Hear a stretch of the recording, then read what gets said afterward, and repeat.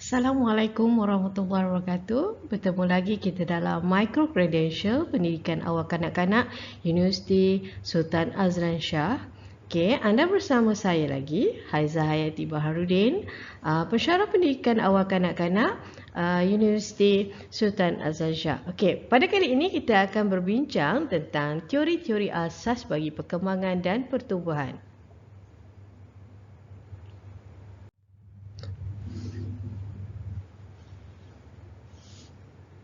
Baik, teori yang kita akan bincangkan hari ini ada 6 teori. Yang pertama ialah teori kematangan iaitu Arnold Gesell. Yang kedua ialah teori perkembangan Robert Harvinghurst. Yang ketiga perkembangan kognitif John Piaget. Yang keempat psikoseksual Sigmund Freud. Kemudian psikososial Erik Erikson dan perkembangan moral Lauren Colbert.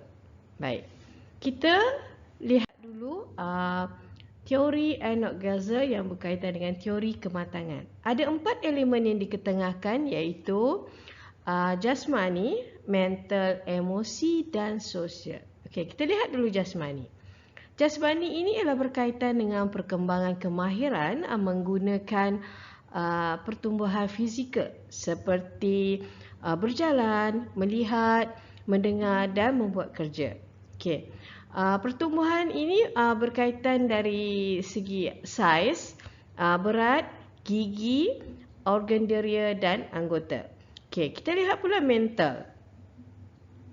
Okey, mental ialah berkaitan dengan kemahiran berfikir, menakul, mengingat dan menganalisis. Okey, pertumbuhan yang berkaitan ialah ianya akan bertambah keupayaan berfikir seseorang, menambah keupayaan berfikir seseorang.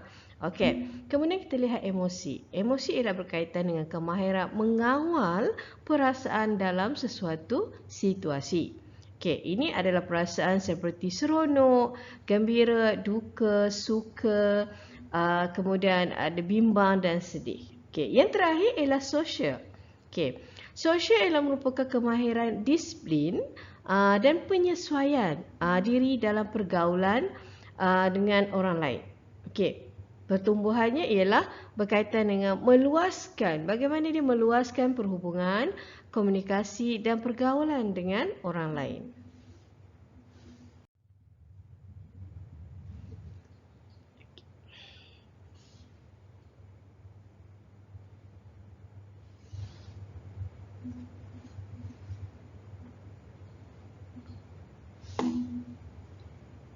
Baik, kita teruskan kepada teori yang seterusnya iaitu Robert Harvinghurst yang membawa teori tugas perkembangan.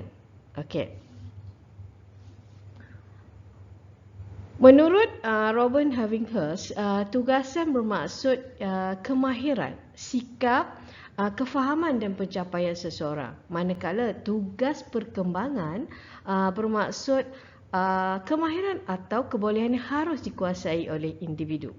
Okey, ianya beliau mengemukakan bahawa pada usia-usia tertentu seseorang harus mampu melakukan tugas-tugas perkembangan.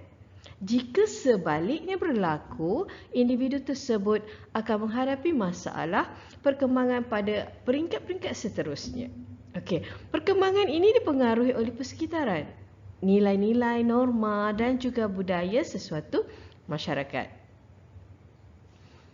Baik, ini ialah carta alih tugasan perkembangan. Ianya bermula daripada bayi ataupun kanak-kanak, dia kepada pertengahan kanak-kanak, kemudian awal remaja dan remaja, awal dewasa dan akhir dewasa. Ini ialah peringkat-peringkat perkembangan dan pertumbuhan seseorang manusia mengikut teori tugas perkembangan Robert Harvinghurst.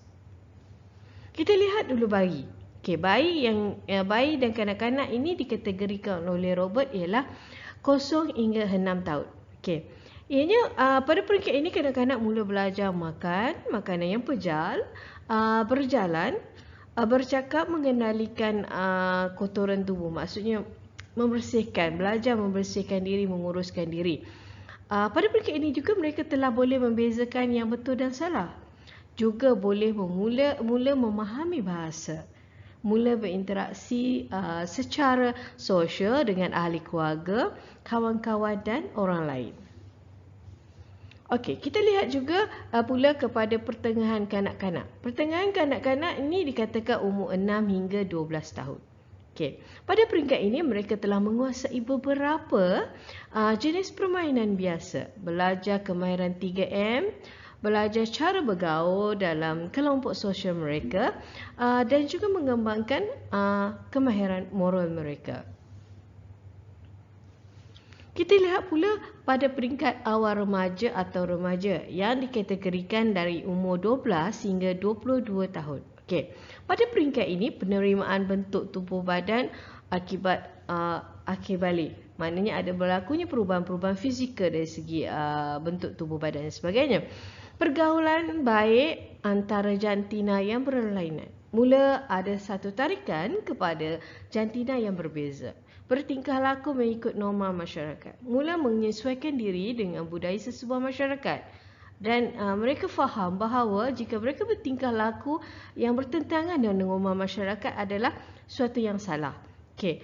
Kemudian mereka boleh menyemai nilai dan memiliki kesedaran akan apa yang baik, betul dan lebih mantap.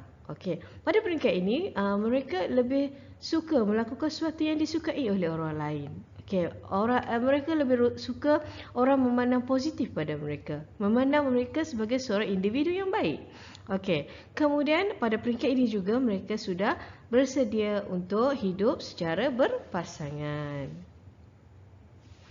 Kita lihat pula pada peringkat awal dewasa, antara umur 22 hingga 34 tahun. Okey, pada peringkat ini mereka telah bekerja, sudah mula mencari pasangan hidup, sudah mungkin ada berkeluarga, ada anak-anak dan mungkin sebuah keluarga yang baru nak mula, ada anak-anak kecil. Kemudian membentuk rakan sebaya yang sesuai, menerima dan mengamal tanggungjawab sebagai warga negara. Okey, pada peringkat ini mereka mula timbul rasa tanggungjawab terhadap negara. Bagaimana mereka menjaga keharmonian negara dan tidak melanggar undang-undang yang boleh menyebabkan mencemarkan nama negara kita. Okay. Baik, kita tengok pertengahan dewasa, iaitu pada umur 34 hingga 60 tahun. Okey. Pada peringkat ini mereka membentuk suasana perhubungan yang mesra di antara keluarga, pemimpin dan melayani kehendak sosial dan ekonomi keluarga. Okay, mungkin pada peringkat ini mereka sudah dikatakan stabil dari segi ekonomi dan sosial. Mula merapatkan diri dalam perhubungan keluarga seperti pergi kepada kenduri, menghadiri kenduri, keramaian pada di kalangan ahli keluarga. Okay, kemudian mencapai dan mempertahankan kedudukan yang kukuh dalam karier. Okay, maknanya pada peringkat ini kerjaya mereka sudah stabil. Okay. Menerima dan menyesuaikan diri dengan perubahan bentuk tubuh dan mental. Okey, pada peringkat ini kalau dulu nampak remaja, muda, sekarang mungkin kita dah dari segi fizikal ni dah dinampaklah di mama usia. Okey, nampaklah berusia, kematangan dari segi fizikal, wajah dan sebagainya. Kemudian pada peringkat ini mereka sudah mula fokus kepada mendidik anak-anak menjadi individu yang baik sepenuhnya.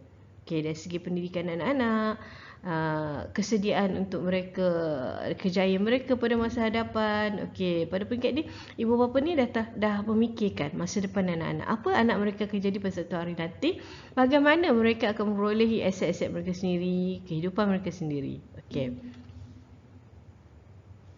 Kita lihat pula akhir dewasa. Okey, akhir dewasa ini ialah pada umur 60 hingga 75 tahun. Okey, pada peringkat ini mereka telah bersara. Okey, bersara dan juga bersara menumpukan kepada amal ibadat dan menjalani kehidupan hari tua. Okey, kita kiranya di ini peringkat settle down lah. Maksudnya tak ada apa yang nak dicari untuk dalam kehidupan, tak ada apa dah nak pencapaian ni. Mereka dah berada di satu level yang cukup dan hanya meneruskan kehidupan dalam keadaan tenang dan juga membuat amal ibadat. Okey. Baik. Itu ialah teori tugas perkembangan yang diketengahkan oleh Robert Harvinghurst. Okey. Kita lihat pula Sigmund Freud yang membawa teori psikoanalisis atau psikoanalitik. Okey. Dia mengetengahkan 3 tahap kesedaran. Okey. Yang pertama tahap sedar, tahap prasedar, tahap tidak sedar. Okey, apa dia tahap sedar? Tahap sedar ini yang melibatkan apa yang seseorang itu fikir dan alami pada waktu tertentu dan bersifat sementara. Okey. Manakala tahap prasedar ialah merujuk kepada semua pengetahuan dan ingatan seseorang individu yang boleh dibawa ke tahap sedar. Misalnya, okey, kanak-kanak boleh mengingati kembali nama ibunya apabila ditanya kalau kita tanya sekarang nama anak pada anak kita, nama ayah atau ibu dia boleh sebut. Itu pada peringkat tahap prasedar. Kita lihat pula tahap tidak sedar. Bukan tidak sedar diri tapi tahap tidak sedar. Okey, apa dia? Tahap ini ialah keinginan-keinginan yang tidak rasional. Desakan-desakan yang memalukan dan tidak diterima oleh masyarakat. Ketakutan dan perasaan yang tidak ada lebih telah ditekankan untuk dilupakan. Okey. Oleh sebab semua perasaan ini berbahaya, ia disimpan di tahap tidak sedar. Okey. Okey, manusia sebenarnya dipengaruhi oleh kekuatan minda. Kekuatan minda yang dinamakan minda bawah sedar. Bagi memudahkan pemahaman terhadap teori ini, Freud menyatakan bahawa minda manusia adalah seperti iceberg ataupun air batu apung. Okey, bahagian yang terkecil muncul di permukaan air dan sebahagian besar tu berada di bawah air. Okey, bahagian kecil yang muncul di permukaan air itu adalah melambangkan minda sedar manusia.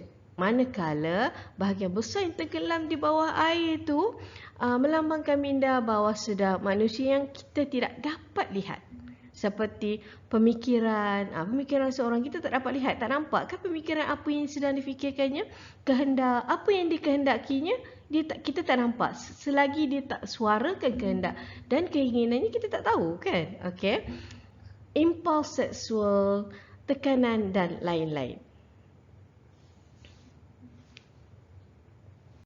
Okey, kita lihat ini dia gambar rajah yang dikatakan iceberg oleh Sigmund Freud ni. Okey, yang bahagian atas yang kecil tu ialah kita katakan minda sedar, manakala yang besar tu ialah minda bawah sedar. Maknanya minda bawah sedar ni lebih besar dari segi kehendak kita, cita-cita kita, perasaan kita orang tak tahu, orang tak nampak daripada fizikal kita selagi kita tak ceritakan kepada orang. Okey. Seterusnya, Sigmund Freud ni juga membincangkan tentang ID, ego dan superego. Okey. ID ialah satu sistem yang diwarisi dan mengandungi desakan untuk keperluan asas seperti makanan, air dan seks. ID bergerak berasaskan prinsip keseronokan dan kepuasan yang segera. Selain itu, apabila ia mahukan sesuatu, ia melakukan dengan cepat tanpa bertangguh-tangguh. Okey, contohnya seorang bayi yang lapar tidak boleh menunggu. Okey, bayi tidak tahu apa yang boleh dan apa yang tidak boleh. Tidak tahu tentang realiti, tidak ada peraturan-peraturan dalaman yang patut mengarahkannya bertingkah laku. Okey, itu ialah ID. Manakala ego pula ialah beroperasi berasaskan prinsip realiti dan mula berkembang apabila berusia setahun. Okey, bayi akan mula menyedari bahawa laparnya tidak boleh dipuaskan dengan serta-merta. Okey, yang tadi masa ID tadi dia nak makan juga, tak kira apa yang terjadi pun dia nak makan juga. Dia nak juga, dia tak dapat dia menangis-nangis. Pada peringkat ego, dia dah boleh berfikir, minda dia mula berkembang dan menyatakan bahawa makan itu bila dia lapar, kepuasannya tidak boleh dipuaskan dengan serta-merta. Realitinya mungkin ibunya berada di tempat lain. Masa di tengah lapar tu mak dia dekat tempat lain. Okey, dan kepuasannya terpaksa ditanggung. Okey, ego bertanggungjawab mengendalikan kehendak dan desakan ID mengikut cara yang dapat diterima. Okey, manakala super ego pula ialah mula kelihatan apabila kanak-kanak berusia 5 tahun. Okey, kanak-kanak berusia 5 tahun, ia merujuk kepada aspek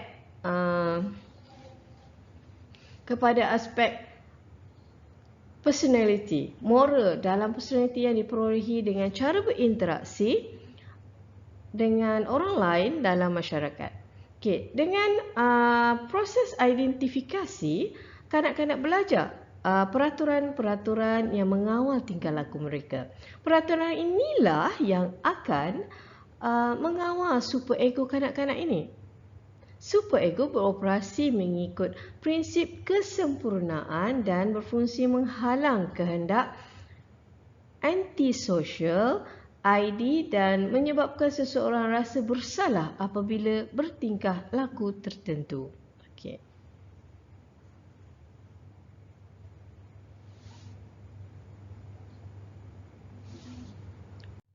Baik, kita lihat. Menurut Sigmund Freud, dikata ada 5 peringkat perkembangan manusia. Yang pertama ialah oral, kedua anal, 3 phallic, 4 latency dan 5 ialah genital. Okey, kita tengok satu-satu dulu. Apa yang dikatakan oral? Oral ini ialah pada peringkat kanak-kanak berumur 0 hingga 18 bulan. Okey, bukan 18 tahun, 18 bulan. Okey. Pada peringkat ini, zon yang paling erotik, yang paling cepat terangsang ialah mulut dan bibir. Okey. Bayi akan menumpukan perhatian kepada aktiviti menyusu. Okey, apa yang berkaitan dengan bibir, mulut, kalau kita pada umur ni kalau kita sentuh bibir dia cepat respon. Mesti dia nak cari kan. Okey, itu pada peringkat ini. Okey. Tindakan oral incorporative tahap awal penyusuan bermula sejak lahir hingga bayi mula tumbuh gigi susu. Okey. Kemudian bayi yang tidak mendapat kepuasan daripada tindakan ini dikatakan mengalami lekatan atau fixations dalam proses perkembangan hidup apabila dewasa nanti. Okey. Orang dewasa yang suka makan banyak, merokok, mengunyah, bercakap banyak adalah mereka yang mengalami lekatan. Okey. Ini tadi, fixation tadi. Kalau dia tak ada kepuasan daripada menyusu dan sebagainya, bila dewasa nanti, dia akan menjadi seorang dewasa yang makan banyak, merokok, mengunyah, bercakap banyak. Okey, ini yang Sigmund Freud kata, bukan saya yang kata. Okey. Kemudian oral agresif. Apabila bayi mula tumbuh gigi, dia mula menggigit. Okey. Sekiranya seseorang itu terlekat pada peringkat ini, maka apabila dewasa mereka akan memperlihatkan sifat-sifat suka berletih, sindiran dan mengumpat. Okey, ambil perhatian je, take note ya. Okey, sekiranya seseorang itu terlekat pada peringkat ini, okey, dia start pada peringkat oral agresif ni. Okey. Maaf. Sekiranya seorang itu terlekat pada peringkat ini, maka apabila dewasa mereka memperlihatkan sifat-sifat suka berletih, suka menyindir dan mengumpat. Okey, itu yang Sigmund Freud kata ya. Okey. Kita tengok pada peringkat anal iaitu 2 hingga 4 tahun. Okey. Pada peringkat ini, dubu adalah merupakan zon erotik. Okey, tadi oral ialah mulut. Okey, anal ialah zon erotik kanak-kanak ni adalah dubu. Okey. Kanak-kanak pada peringkat ini kadang-kadang mula dilatih untuk pembuangan air besar dan air kecil secara langsung dan tidak langsung. Okey, maknanya mula dah tak pakai diaper, okay, kita dah ajar dia rasa rangsangan nak rasa kencing, nak rasa buang air besar tu dah terasa, dan masa ni lah kita latih mereka. Okey, kanak-kanak berhadapan dengan desakan ibu bapa atau persekitaran dan kehendak diri. Okey. Andai ibu terlalu mengawal atau mendesak, maka perasaan negatif timbul. Okey, dia mula dah pandai memberontak pada peringkat ini. Anal agresif merujuk kepada anak-anak yang bertindak agresif terhadap kawalan terlalu ketat. Kesannya, dia akan jadi seorang yang ganas, zalim, pemarah dan tidak berdisiplin. Manakala anal retentif, anak-anak ini tersalah anggap terhadap perhatian yang berlebihan. Okey, kesannya mementingkan peraturan, degil dan juga mementingkan diri. Okey. Kita lihat pula peringkat yang ketiga iaitu falik. Apa dia falik? Okey, falik ini ialah peringkat paling kritikal dalam pembentukan sasiah kanak-kanak. Baik. Alat jantina merupakan punca keseronokan. Bahaya ni. Ini kena kawal, kena jaga. Pada peringkat ini kanak-kanak mula rasa tentang perbezaan jantina dan sebagainya. Okey. Kanak-kanak lelaki mempunyai perasaan berahi terhadap ibunya dan sebaliknya. Begitu ya. Okey. Kompleks Oedipus berlaku kepada kanak-kanak lelaki. Tanpa disedari, dia tertarik kepada ibunya. Pada peringkat ini kita kena jaga. Pada umur 4 hingga 6 tahun, mungkin kita perasan atau tidak perasan bahawa kalau anak lelaki, dia lebih suka keep in touch dengan ibu dia. Nak dipeluk, nak disayang oleh ibu, nak dipegang dan disentuh oleh ibunya. Okey. Untuk menarik perhatian, tapi bapanya menjadi penghalang. Kadang ayah dia tegur lah kan. Okey. Untuk menarik perhatian ibu, secara tidak sedar dia meniru pelakon bapanya. Macam pelakon seperti lelaki lah. Okey. Kompleks Elektra pula sebaliknya. Ini tadi kompleks Oedipus. Ini kompleks Elektra. Okey. Sekiranya ibu bapa tidak berjaya melayan keperluan ini, kesannya anak-anak bersifat rigid. Konsep kendiri dia rendah, perasaan rasa bersalah. Okey. Kita lihat pula peringkat latensi. Apa dia? Antara umur hingga 6 hingga 12 tahun. Okey. Kanak-kanak sudah mempunyai kecenderungan untuk bergaul dengan kanak-kanak lain di luar rumah. Okey, kehendak seksual yang berlaku di peringkat falik dipendamkan. Maknanya sosial di luar rumah itulah. Okey. Kanak-kanak lelaki akan berkawan dengan kanak-kanak lelaki dan sebaliknya. Okey, kanak-kanak perlu diberi peluang untuk bergaul bagi memenuhi keperluan sosial mereka.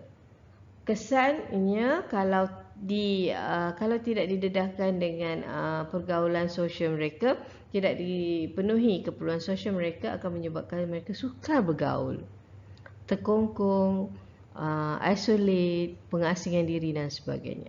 Itu sebab kalau kita biasanya hantar anak ke tadika dan taska seawal umur 6 tu, ada yang hantar 6, ada yang 5 dan seawal 4 tahun juga, bagi meningkatkan perkembangan sosial mereka. Okey, kita lihat yang kelima iaitu genital. Genital ini umur 12 hingga 18 tahun. Okey, atau dikatakan alam remaja. Okey, ianya memasuki alam remaja, kebanyakan mencapai akhir balik bagi lelaki dan perempuan lah. Okey, muncul semula khayalan dan fantasi yang pernah wujud pada peringkat falik tu. Okey, alat jantina menjadi punca keseronokan utama. Okey, timbul keinginan dan dorongan untuk mempraktikkan keberahiannya dengan rakan berlainan jantina. Okey, masa ni mulalah ada girlfriend, boyfriend, suka kan. Okey. Pergaulan mencari rakan perlawanan jantina. Okey. Pada masa ni dia dah mula cari, dia suka kat perempuan, kan? Lelaki suka kat perempuan, perempuan suka kat lelaki. Okey. Dan pada peringkat ini juga mereka sudah mahukan kebebasan. Jika tidak dikawal, mereka mungkin akan terbabas dan terjebak dengan perkara-perkara yang tidak baik.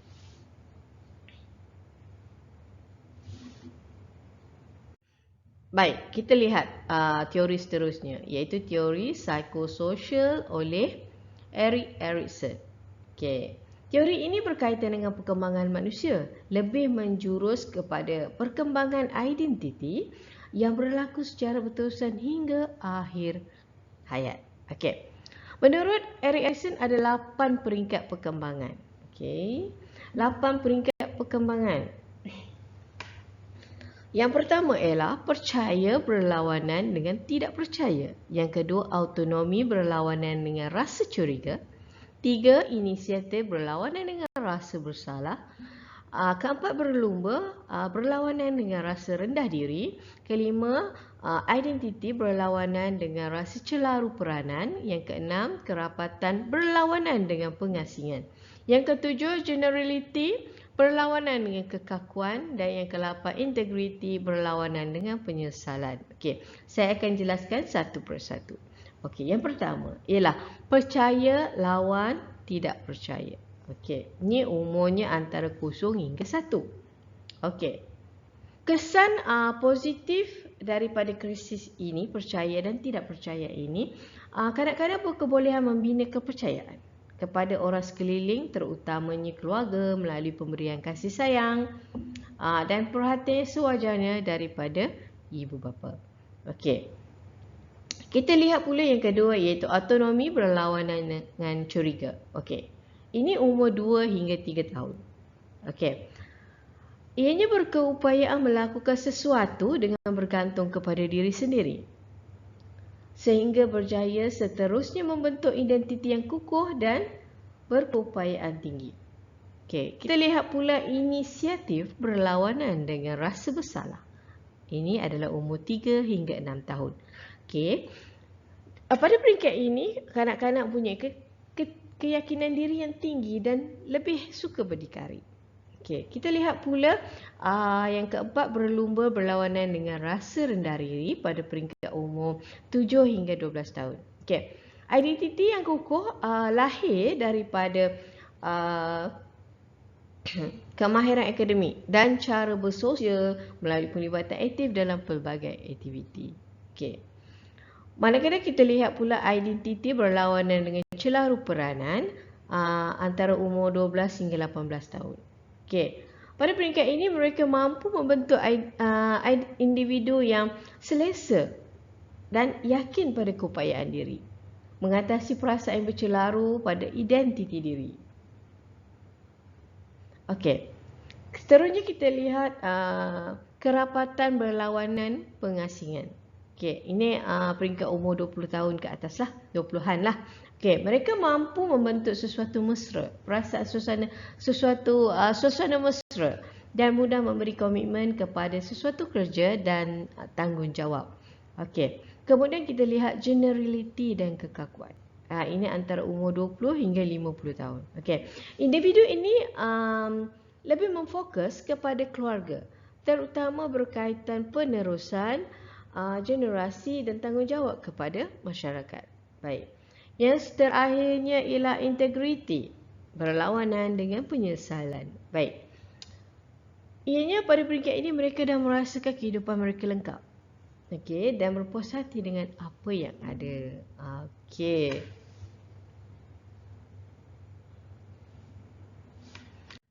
Baik.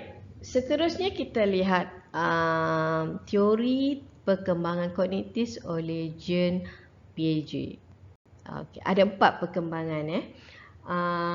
Perkembangan pertama ialah deria motor. Peringkat yang kedua ialah praoperasi. Peringkat yang ketiga operasi konkret. Peringkat yang keempat operasi formal. Okey, kita tengok apa yang dikatakan peringkat deria motor. Anggaran umurnya ialah deria motor ni anggaran umurnya ialah daripada lahir hingga umur 2 tahun. Okey. Okey, ciri-ciri yang menonjol pada peringkat deria motor ini ialah kanak-kanak ni yang kurang faham apa itu objek kecuali apabila nampak depan mata mereka. Okey, dia tak tahu bila kita sebut buah oren, dia tak tahu apa dia buah oren, dia tak ada imajinasi tentang objek tu. Melainkan kalau kita tunjuk betul-betul, okey ini buah oren, boleh tahu itu buah oren. Okey, mendapat maklumat daripada pengalaman, dia ni mendapat maklumat, dapat pengetahuan daripada pengalaman dan dapat mengekalkannya dalam ingatan. Okey, itulah kelebihan dia. Manakala peringkat praoperasi pula ialah untuk umur 2 hingga 7 tahun. Okey. Ini berlaku perkembangan melalui formasi simbol dan pemikiran bersifat egosentrik. Okey. Mula sedar peranan diri dan terpisah dari persekitaran. Okey. Mula menunjukkan sifat individualistik. Okey, egosentrik, individualistik ialah satu sifat, pentingkan diri dia. Kalau dia nak suatu mainan tu, dia sanggup berebut dengan kawan dia. Dia nak juga mainan tu. Itu antara contoh sifat dia lah. Okey, kita tengok operasi konkret antara umur 7 hingga 11 tahun. Okey, ia dah menunjukkan pemahaman serta menggunakan konsep dan idea. Keupayaan memanipulasi konsep dan idea adalah terhad serta bergantung pada objek yang dapat dilihat sahaja. Okey. Kita lihat pula operasi formal. Bermula umur 11 hingga dewasa lah. Okey, pada peringkat ini ia dah menunjukkan keupayaan berfikir secara abstrak dan simbolik serta lebih bersifat kompleks. Okey. Keupayaan berfikir secara abstrak ni maksudnya dia dah boleh berfikir sesuatu yang tersirat. Okey, tersirat dan tersurat tu dah tentulah. Contoh macam objek kan. Okey. Dia nampak buah oren tu, itu tahu oren. Even kalau kita sorok buah oren tu, kita bagi tahu oren. Dia dah boleh bayangkan secara abstraknya di dalam minda dia boleh gambarkan oren tu macam mana. Okey. Itu yang dimaksudkan. Baik, kita ke teori seterusnya iaitu teori perkembangan moral oleh Lawrence Corbett yang mempunyai 4 peringkat moral. Pra-konvensional, konvensional dan akhir konvensional. Okey.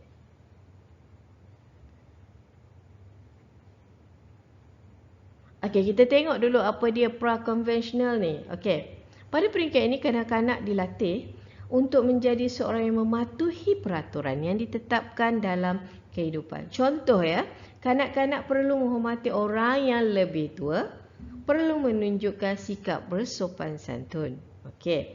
Jika kanak-kanak ni tidak mematuhi peraturan, ia akan menerima hukuman. Okey. Pada peringkat ini, menurut Lawrence Corbett, dia kata menekankan konsep hukuman. Okey. Contohnya, kena denda jika tidak simpan semula mainan. Justru kanak-kanak akan berfikir cara untuk mengelakkan dikenakan hukuman. Mengelakkan tekanan ni kenakan hukuman, jadi dia akan kemas mainan dia. Lepas bermain tak perlu disuruh, dia akan terus kemas mainannya. Nak elakkan daripada kena denda. Denda ataupun hukuman. Okey. Kita tengok peringkat konvensional. Okey. Ini merangkumi orientasi diri. Okay, Corbett berpendapat bahawa kanak-kanak yang beralih kepada peringkat awal remaja lebih memikirkan kepentingan diri. Okay. Mereka akan melaksanakan sesuatu kerana inginkan faedah dan ganjaran. Okay. Norma-norma sosial mula tertanam dalam jiwa mereka. Okay. Mereka mula memahami perkara-perkara yang dapat menjadikan mereka mempunyai sikap yang baik. Masa ni dia orang dah cenderung kepada melakukan sesuatu yang baiklah. Okey. Mereka mahu dihormati dan dihargai serta diterima oleh semua. Pada peringkat ini, mereka suka dipuji. Okey. Mereka mahu diterima oleh masyarakat, keluarga. Kalau dia orang buat sesuatu yang nakal, perkara-perkara yang tidak baik, dia orang tahu mereka akan dibenci. Jadi mereka cuba sedaya upaya berubah berkelakuan baik supaya dapat diterima oleh semua orang. Okey. Sikap dan tingkah laku yang baik dan aku kepada tunjuk ajar dan didikan ibu bapa menyebabkan mereka semakin berperangai baik.